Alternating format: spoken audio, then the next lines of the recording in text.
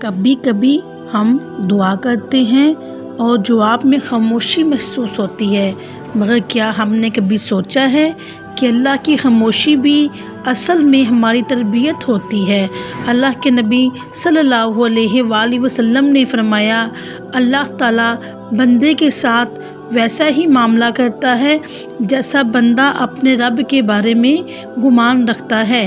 اگر آپ کا گمان مضبوط ہے تو آزمائش بھی رحمت بن جاتی ہے، اور اگر یقین کمزور ہو تو نعمت بھی امتحان لگنے لگتی ہے۔